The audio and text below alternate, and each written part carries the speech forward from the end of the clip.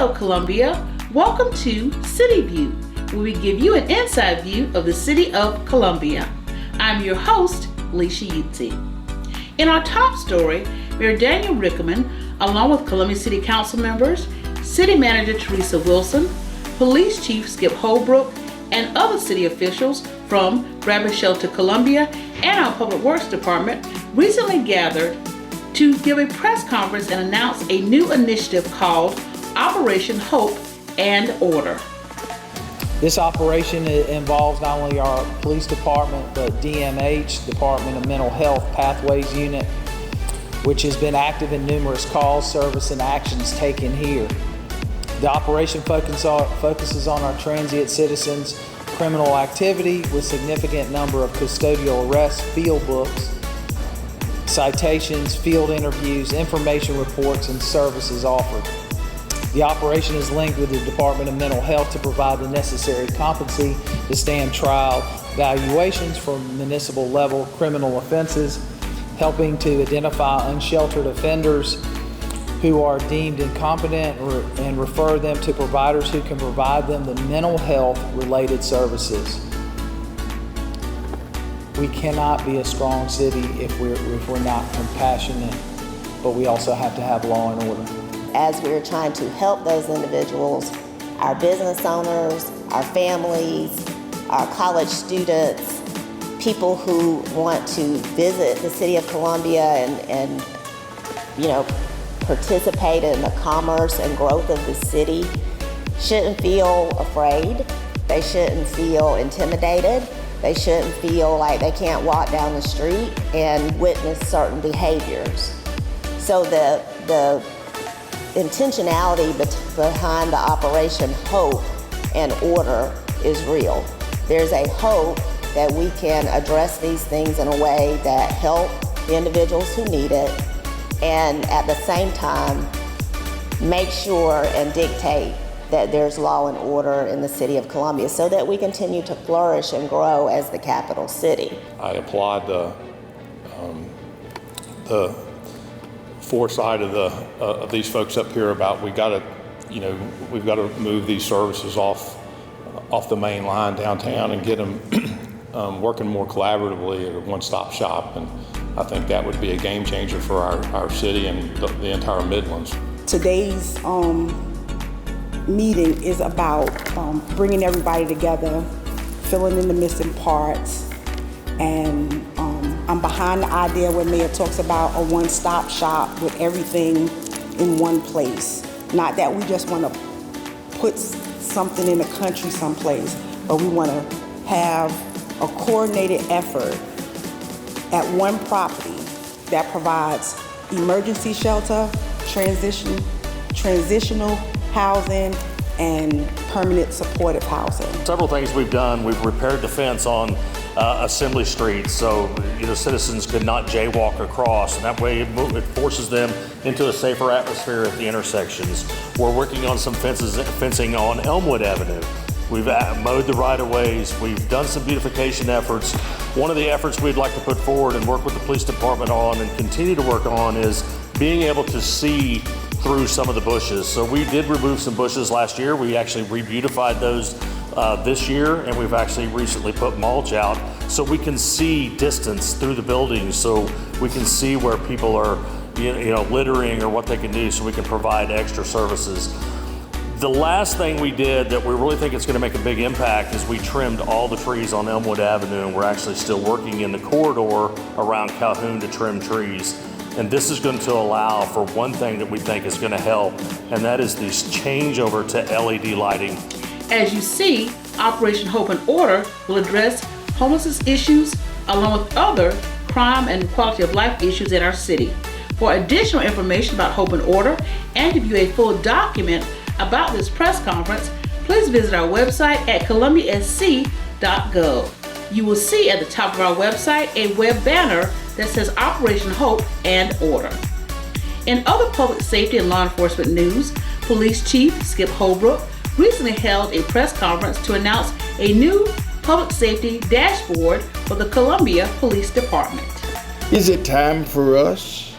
Can we say in an unresounding voice, enough is enough? What can we collaboratively say that's going to move us from inevitability to preventability? What have we got to do? What have we got to say? It's up to us, and it's up to every member of this city of ours to not only hear it, but to say something, and in saying something, doing something. This dashboard it's innovative technology that we're leveraging as we always promise. It's transparency. We're sharing the data that we use to make informed decisions. It's non-sensitive data. It's data that we should be sharing, and I hope that the takeaway of this is, we often talk about, is there any shock value to what's happening in our community? And it seems like it takes some horrific act, some loss of life, something of notoriety that seems like to shock the conscience. These officers and these investigators, they deal with these random acts of violence and what comes of that, the tragedies that we see with the loss of life and how it affects families and friends. They see it every single day, and it takes a toll. The Chamber of Commerce recently hosted a breakfast briefing called Forecasting the Future of Our City and County. Mayor Daniel Rickeman, along with the Richland County Chairman, Overture Walker, were members of this two-member panel discussing the future of our city and our county. And I want to give a plug to my counterpart in the county, because we talk all the time about what we can do collaboratively together, how to tackle these issues, and housing is one of them, because there's crossover. And I mentioned earlier we had a lot of pressure around the Housing Trust Fund, but Chairman Walker and I both know that if we put $10 million in a housing fund, the 5 projects that are floating around there right now will eat that up right now, because they average about $2.1 million each in gap financing that they need to keep it at that level downtown. That's not a sustainable model. So we got to be creative, and I think this is where the business community, the opportunity, the relationships that we have with other communities, we can take what's worked and bring it here and address the issue. But it is a major issue for us, and it's not getting easier to tackle, and we're going to have to tackle it sooner than later. The city, as part of that, is taking every residential lot it has, and we're putting it out there. We're putting in the infrastructure, and we're working with developers to build those houses and put those back out in the market. We're also consolidating and evaluating every piece of property that we have. We're going to use those properties that we're no longer using or don't have a need for as incentive for housing and business. We're going to approach the state. I'm going to go on record. We are approaching the state. Because if the state's going to continue to move things out of the city, then I want that property for us to use as economic development incentive, not only for business recruitment, but for housing. DHEC leaves this campus. Think about how many downtown, affordable, attainable housing structures we could build that would build up our density, would help us with our food desert, help us with our workforce needs, and allow us to attract more and more. We are the capital city. And in our last story, we take you on a tour of some of our summer camps here in the city of Columbia. There are multiple summer camps being offered to youth and teens across the city.